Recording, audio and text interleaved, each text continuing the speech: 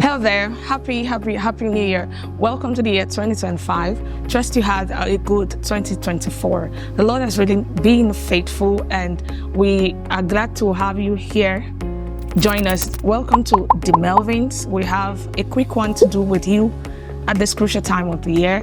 You see, we've come to realize that it's pretty much easier to set a goal than to execute a goal. And right about now, we're talking about how to execute a goal. All right, I have before me my dear husband who will be doing a brief talk alongside with me. And we trust you'll be blessed by these few points that we have.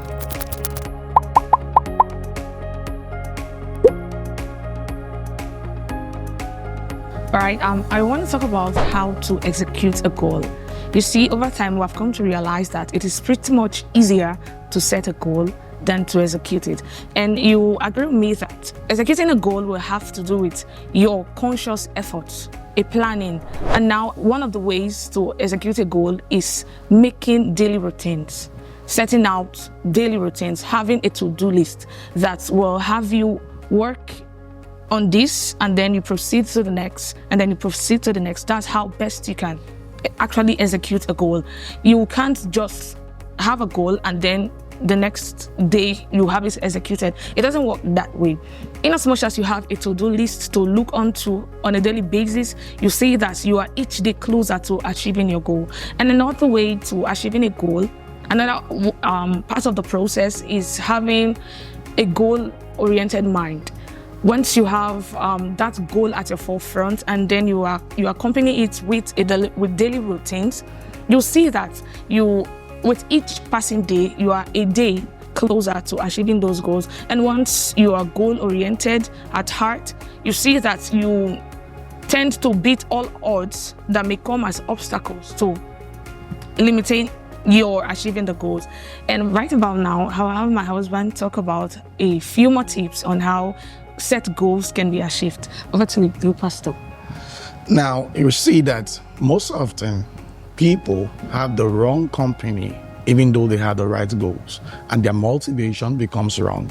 And so as much as you have set a standard goal that you will achieve for the year, if you have the wrong association, if you are in the wrong company, you will not fulfill what the destined goal you have set to be fulfilled. For example, you must understand, number one, that you're surrounding yourself with people that challenge you for success is key if you must fulfill your goals.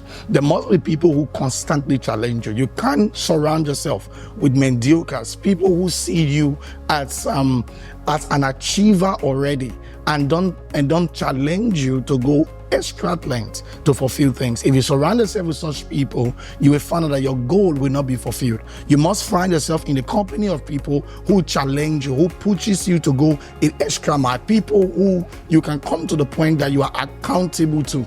I think accountability is one of the things. Many times we set goals for the year and we find out at the end of the day that we don't send those goals to friends, to mentors and people that can hold us accountable. Oh, this is the third month of the year. What have you achieved so far? What are you doing so far? Now, one of the reasons why we surround ourselves with people that challenges us and we send our goals to them is so we can be at a particular pedestal of fulfilling those goals. So the right company is very vital in fulfilling those goals. And next, I believe you need periodic evaluation. People turn out to evaluate their progress. It's very essential that you checkmate your success and your failure. When there is periodic evaluation of your goals, you keep your goals before your face in fulfilling them. You know which step is you're actually taking that is wrong, that you need to adjust on. You need to know which step that you're actually taking that is producing results and you need to go with. Now, if you have a goal for the year, I personally, when I set goals, I tend to achieve them in October of every year, because I believe that by October I should achieve most of my goals. And so that means to say, having said that, you must understand that every 2 months I tend to evaluate my goals. How far have I gone with them? What have I been able to achieve these 2 months? Am I closer to fulfilling my goal for the year? So I believe it's essential that we come to the point where we evaluate our goal systematically, periodically. Is very important. What this does to us, number one, is to keep the goal right in before our face. Number two is to help us to evaluate and ascertain if we are making tremendous progress or we are actually failing in achieving our goals. So I believe these are very essential if we come to goal fulfillment. It's not just about the setting of the goals, but then it also majorly about the fulfillment of the goal. Now, my wife says something quite essential, right, which I want to just throw a tip on. She spoke about routines, and you see, routines have to deal with our daily habits and our daily involvement. If you are setting goals and you don't have a daily habit, it's going to affect a lot of things. She spoke about to-do lists, and you see, habits are very important. There are certain habits you have cultivated that you do on a daily basis. For example, you brush your teeth every day, right? You eat every day. You have time for certain things every day. And if you set goals and you put in daily routines into those goals, I tell you the truth, you are going to fulfill a whole lot in those goals.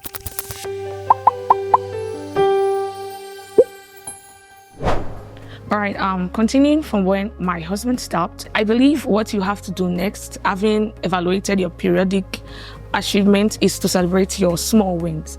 You see, most times we feel because we are just having just a few wins in the space of 6 months, it's not worth celebrating. I want to encourage you that in as much as you have marked out plans, you have evaluated yourself, you see that you are a few steps away from your goals that you set earlier on in the year or in a month. I want to encourage you to actually celebrate the little wins. In as much as you have a to-do list and then you have it checked on a daily basis, those are wins already. I want you to actually feel okay, have this celebrating culture. In as much as you have your daily routines checked, you are actually winning. Don't feel down. Don't feel, oh, because Mr. A has a kind of plan that you are not even aware of, and then they come to you to tell you that, oh, I achieved this already in May, and then you are in October already, and then you are feeling actually failing. No, I want to encourage you and let you know that you are winning as well.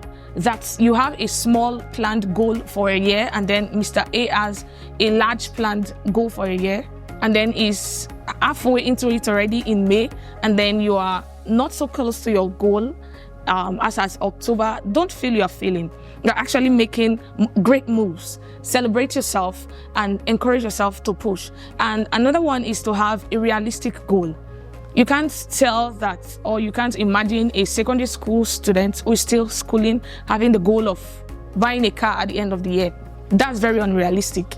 But if you are working, you have a good pay of, let's say, 500K in a month, you can be able to actually have a goal of buying or renting an apartment in a year.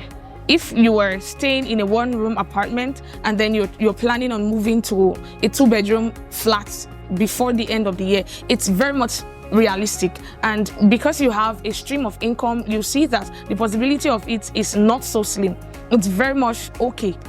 And yeah, that's it about having realistic goal. Set a goal that you know that even if obstacles or others or financial constraints may cause a kind of limitation on it, it won't blank out or it won't just obstruct the whole goal.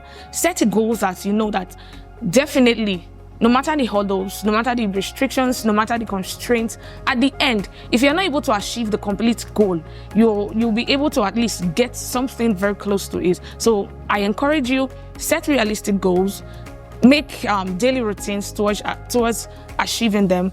Check yourself, do a kind of monthly or weekly evaluation of your routines, and then celebrate your small wins. By then, you give yourself a thumbs up. You know that you're making good progress in life, in your personal life, in your environment, and in or around the people you find yourself. Thank you.